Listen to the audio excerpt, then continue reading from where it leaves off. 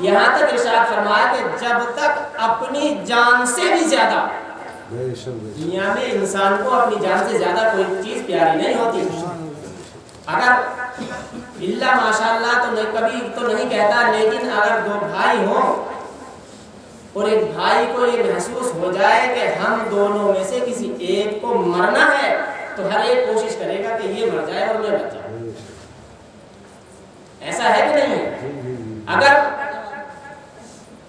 حالانکہ باپ اور اولاد کا رشتہ، ماں اور اولاد کا ایک رشتہ ایسا ہوتا ہے کہ باپ اور ماں ایک ایسی چیز ہے، صرف وہ یہ چاہتے ہیں کہ اگر میری اولاد میں سے اور مجھ میں سے کسی ایک کو اگر جانا ہے تو میں چلا جاؤں، لیکن میری اولاد نہیں. اس کے علاوہ دنیا میں جو بھی رشتہ ہے، یہاں تک کہ وہ بیوی جو اپنے تمام گھر والوں کو، اپنے بھائی بہن عزیز و اقارب کو چھوڑ کر تمہارے نکاح میں بندھنے کے بعد تمہارے گھر تشریف لائی، وہ سب سے زیادہ محبت کا دعویٰ کرتی ہے. لیکن اگر کبھی وقت ایسا آ جائے کہ بیوی اور شوہر میں سے کسی ایک کو مرنا ہو تو وہ بیوی بھی کوشش کرے گی کہ شوہر مر جائے میں مر جائے. لیکن برادران اسلام، پیارے آقا صلی اللہ علیہ وسلم نے ارشاد فرمایا کہ تم میں سے کوئی بھی شخص جب تک مومن نہیں ہو سکتا کہ جب تک دنیا کی ہر شے سے زیادہ اور یہاں تک کہ اپنی جان سے بھی زیادہ مجھ سے محبت نہ کرے. اب حضرات، موت کے سلسلے میں پروگرام ہے تو ہم اس موت کی رسومات پر غور کریں کہ کتنی ایسی رسومات ہم نے پیدا کر لی ہیں کہ صرف اس بنا پہ کہ لوگ کیا کہیں گے، لوگ کیا کہیں گے. فلاں دور سے، فلاں گاؤں سے، فلاں بستی سے مہمان آئیں گے تو وہ کیا کہیں گے. اب ہم غور کریں کہ نبی نے تو فرمایا کہ میت والوں کے یہاں کھانا ناجائز ہے، میت کا کھانا جائز ہی نہیں ہے، لیکن ہم پکا رہے ہیں اور کھا رہے ہیں. کس بنا پہ کہ لوگ کیا کہیں گے، لوگ کیا کہیں گے. اب ہم سوچیں کہ ہمیں لوگوں سے زیادہ محبت ہے یا پھر اپنے نبی سے زیادہ محبت ہے. تو نبی سے محبت، مگر بھوکے پیاسے ہمیں کیا کرے گا. حضرات، میں صرف حدیث کی بات بتا رہا ہوں، جس کو جیسے لینا ہے وہ ویسے لے. ہمارا کام ہے صرف بتانا اللہ کے یہ پروگرام کیوں سجائے جاتے ہیں، بات تو صحیح ہے. یہ پروگرام کیوں منعقد کیے جاتے ہیں، پروگراموں کا مقصد کیا ہے کہ جو لوگ مدرسوں میں نہیں جا سکتے، مسجدوں میں نماز کے علاوہ ان کے پاس ٹھہرنے کا ٹائم نہیں ہے، حدیثیں کو سیکھنے اور سکھانے کا ٹائم نہیں ہے، تو یہ پروگراموں کا مقصد بھی یہی تھا کہ ان پروگراموں کے ذریعے اللہ اور اس کے رسول کی باتیں لوگوں تک پہنچائی جائے اور لوگ ان باتوں پر عمل کرنا چاہیے. اب ہم اپنے گریبان میں جھانکے کہ لوگ کیا کہیں گے، تو لوگوں کی فکر زیادہ ہوئی یا نبی کی فکر زیادہ ہوئی. اب آپ اپنا فیصلہ کرتے رہنا، بات ختم ہو گئی. اب آپ اپنے آپ فیصلہ کرتے رہنا لوگوں کو کیا کہنا ہے کیا نہیں کہنا. یہ بات میں نے مکمل کر دی. برادران اسلام، قرآن مقدس کی ایک بہت ہی مشہور و معروف اللہ رب العزت قرآن کریم کے اندر ارشاد فرماتا ہے فَإِذَا جَاءَ أَجَلُهُمْ لَا يَسْتَأْخِرُونَ سَاعَةً وَلَا يَسْتَقْدِمُونَ، کہ جس کا وقت جب کا مقرر کیا ہوا ہے وہ نہ ایک ساعت آگے ہو سکتا ہے اور نہ ایک ساعت پیچھے ہو سکتا ہے. ایک ساعت کا مطلب ایک سیکنڈ آپ سمجھ لیجیے. نہ تو ایک سیکنڈ جب موت کا وقت اللہ رب العزت نے مقرر کر دیا تو نہ آگے ہو سکتا ہے اور نہ پیچھے ہو سکتا ہے. برادران اسلام، اسی پر سب کو ملا دے آتے ایک بات میں عرض کر کے آپ کے سامنے سے رخصت ہو جاؤں گا. برادران اسلام، سیدنا اسرائیل علیہ السلام ملک الموت، اللہ رب العزت نے جب انسان کو بنانے کا فیصلہ کیا تو پروردگار عالم نے اپنے فرشتوں کو جمع کیا اور جمع کرنے کے بعد اپنے فرشتوں سے کہا کہ اے فرشتوں، میں دنیا میں انسان کو بنانے کا ارادہ کر رہا ہوں، لہٰذا اب تمہاری کیا رائے ہے. لہٰذا تمام فرشتوں نے اپنی اپنی رائے دی، لیکن پروردگار عالم نے کہا کہ تم اپنی جگہ ٹھیک ہو، لیکن میں نے ارادہ کر لیا ہے میں انسان کو بناؤں گا. لہٰذا اللہ رب العزت نے اپنے ایک چنندہ فرشتوں کو حکم دیا کہ جاؤ زمین پر جاؤ، دنیا میں جاؤ اور مٹی کو اٹھا کر لے کر آؤ، لہذا میں اس مٹی سے انسان کو بناؤں۔ لہذا سیدنا جبرائیل علیہ السلام آئے اور آنے کے بعد جب مٹی پر ہاتھ بڑھایا تو مٹی رونے لگی، چلانے لگی کہ مجھ سے میرے ٹکڑے کو الگ مت کرو۔ لہذا اس مٹی کا رونا، چیخنا، چلانا سیدنا جبرائیل علیہ السلام سے دیکھا نہ گیا اور اللہ کی بارگاہ میں حاضر ہو گئے۔ اللہ رب العزت نے پوچھا کہ مٹی لے کر کیوں نہیں آئے گا؟ پروردگار عالم مٹی کو رو رہی تھی، چیخ رہی تھی، لہذا میں مٹی نہیں لے کر آیا۔ اسی طرح حضرت میکائیل علیہ السلام کو بھیجا، حضرت اسرافیل علیہ السلام کو بھیجا، سب خالی ہاتھ واپس آ گئے۔ لہذا اللہ رب العزت نے بعد میں سیدنا اسرائیل علیہ السلام ملک الموت کو بھیجا کہ جاؤ اور زمین پر جا کر مٹی کا کچھ حصہ اٹھا کر لے کر آؤ جس مٹی سے میں انسان کو بناؤں گا۔ لہذا برادران اسلام، سیدنا اسرائیل علیہ السلام زمین پر آئے اور زمین پر جب مٹی اٹھانے کے لیے ہاتھ بڑھایا تو زمین حسب معمول رونے لگی، چیخنے چلانے لگی کہ مجھ سے میرے حصے کو کیوں جدا کر رہے ہیں۔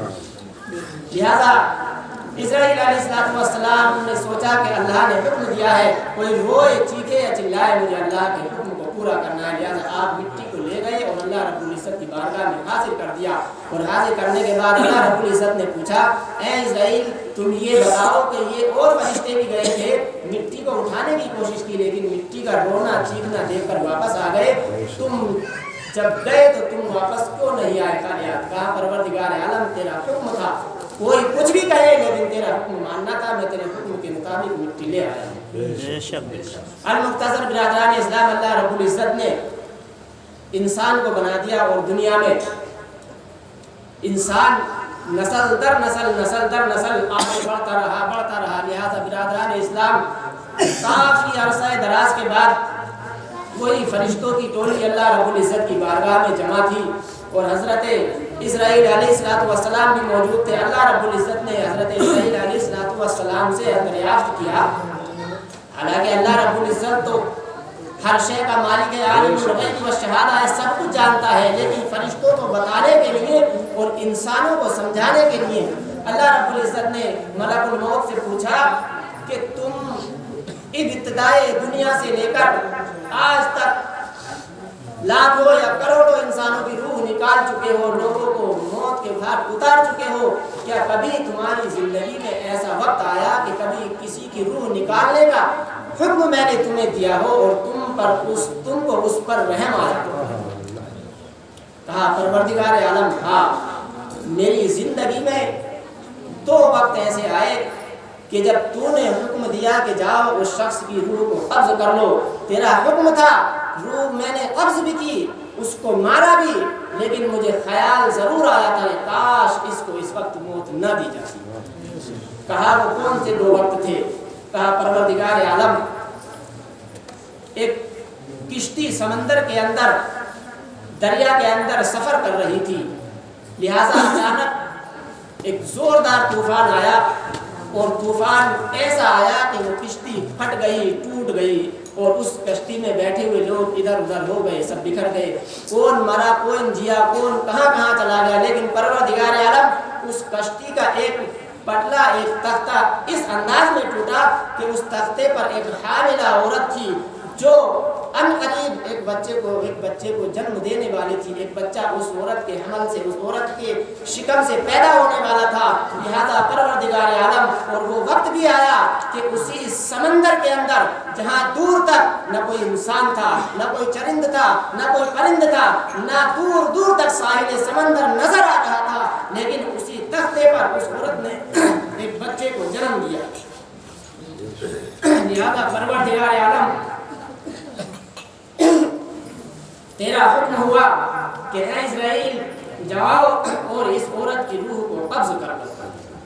پروردگار عالم، میرے دل میں خیال آیا کہ سمندر ہے، سمندر کے اندر یہ ایک تختہ ہے اور اس تختے پر یہ عورت اس بچے کو جنم دے چکی ہے، دور دور تک نہ کھانے کا انتظام ہے، نہ پینے کا انتظام ہے، نہ سونے کا، نہ کپڑے کا، کسی چیز کا کوئی انتظام نہیں ہے، اور دور دور تک ساحل بھی نظر نہیں آ رہا ہے، لہٰذا تو نے حکم دیا کہ اس عورت کی روح کو قبض کر لو۔ پروردگار عالم، مجھے اس وقت اس पैदा होने वाले बच्चे पर रहम आया था कि इस औरत की रूह को तो मैं कब्ज कर लूंगा, लेकिन आखिर इस बच्चे का क्या होगा, क्योंकि बच्चा तो माँ का दूध पीकर ही जिंदा रह सकता है। वो समंदर है, यहाँ न खाना है, न पीना है, न दूध है, न कपड़ा है, कुछ नहीं है।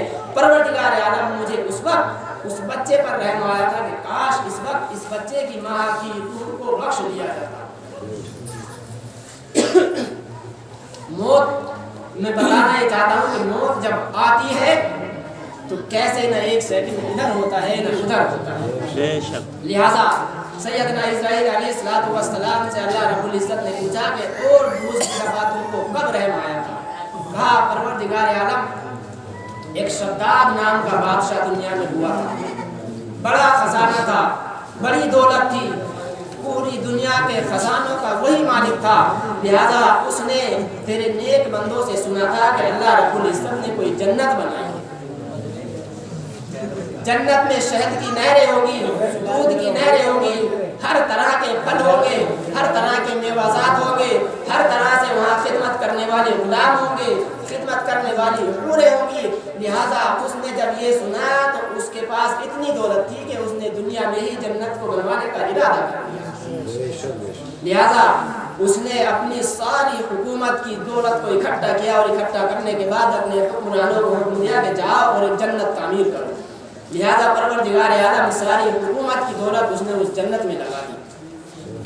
जैसे जैसे उसने सुना था शहद की नहरें थी तो शहद की नहरें बना दी, दूध की नहरों के बारे में सुना तो दूध की नहरें बना दी, शराबन तहुरा के बारे में सुना तो शराबन तहुरा की नहरें जारी कर दी, गुलामों के बारे में सुना तो अपनी हुकूमत के तमाम खूबसूरत नौजवानों को इकट्ठा करके उस जन्नत के अंदर छोड़ दिया कि ये गुलाम हैं, लोगों की खिदमत किया करेंगे।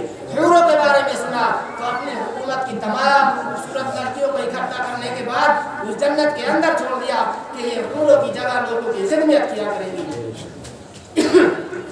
लिहाजा परवरदिगार आलम जब वो जन्नत बनकर तैयार हो गई और जब बादशाह को हुक्म दिया गया कि बादशाह आपकी जन्नत तैयार है, आप आइए और अपनी जन्नत का दीदार कर लीजिए। लिहाजा जब कारून शद्दाद बादशाह अपने घर से निकले अपने उस ड्रीम प्रोजेक्ट, अपने उस सपने के महल को देखने के लिए, तो परवरदिगार आलम जब वो जन्नत में अपना एक कदम रख रहा था, एक कदम उस जन्नत के अंदर था और एक कदम जन्नत के बाहर था, परवरदिगार आलम तेरा हुक्म आ गया कि इसकी रूह को कब्ज कर। लिहाजा अल्लाह रब्बुल इज्जत मुझे दूसरी बार उस शद्दाद पर रहम आया था कि परवरदिगार आलम जिसने अपनी तमाम उम्र की कमाई, तमाम हुकूमत की दौलत, तमाम माल और ज़र जो कुछ था सब इकट्ठा करके उस जन्नत को बनाने में लगा दिया, तो मेरे दिल में ये रहम आया था काश इसको इतनी मोहलत मिल जाती कि ये अपनी बनाई हुई जन्नत को देख लेता। लेकिन परवरदिगार आलम तेरा हुक्म था, मैंने उसकी रूह को कब्ज़ कर लिया। दूसरी बार मुझे उस शद्दाद पर रहम आया था। परवरदिगार आलम ने इरशाद फरमाया, ऐ इस्राईल क्या तुम्हें मालूम है कि ये शद्दाद कौन था? कहा परवरदिगार आलम मैं तो नहीं जानता, तू आलिमुल गैब है, तू बेहतर जानता है कि शद्दाद कौन था। अल्लाह रब्बुल इज्जत ने इरशाद फरमाया, ए इस्राईल, ए मलकुल मौत, तुम्हें जो दो बार दो शख्सों पर रहम आया वो दो नहीं बल्कि वो एक ही शख्स था। ये वही बच्चा था जब समंदर के अंदर इसकी माँ कश्ती के एक तख्ते पर इसको जन्म दिया था और मैंने हुक्म दिया था कि इसकी माँ की रूह को कब्ज कर लो। तो ए इस्राईल ये वही बच्चा था जिस पर तुम्हें रहम आया था कि ये कैसे जिएगा। देखो मैं जब जिलाने पे आता हूँ तो बीच समंदर के अंदर बिना किसी सहारे के, बिना किसी रोजी रोटी के, बिना किसी जान पहचान वाले के, बिना किसी चरिंद के, बिना किसी परिंद के, जब मैं जिलाने पे आता हूँ तो बीच समंदर में ऐसे जिलाता हूँ कि उसको दुनिया का बादशाह बना देता। और इस्राईल जब मैं पकड़ने पे आता हूँ तो ऐसे पकड़ता हूँ कि तमाम हुकूमत की दौलत, तमाम सोना चांदी हीरे जेवर सब कुछ लगा दिया, लेकिन जब उस जन्नत को देखने गया तो मैंने हुक्म दिया कि इसको पकड़ लो, तो मेरी पकड़ ऐसी है कि वो अपनी बनाई हुई जन्नत को भी नहीं देख पाए। یعنی جو وقت میں نے مقرر کر دیا ہے اس سے پہلے نہ کوئی مار سکتا ہے، اور جو وقت میں نے مقرر کر دیا ہے وہ اس کے بعد کوئی جلا سکتا ہے۔ برادران اسلام، ہم سب جانتے ہیں کہ نہ کوئی بچا ہے اور نہ کوئی بچے گا، تو زیادہ رونا یا زیادہ چیخنا یا زیادہ چلانا کوئی فائدے کا سودا نہیں ہے۔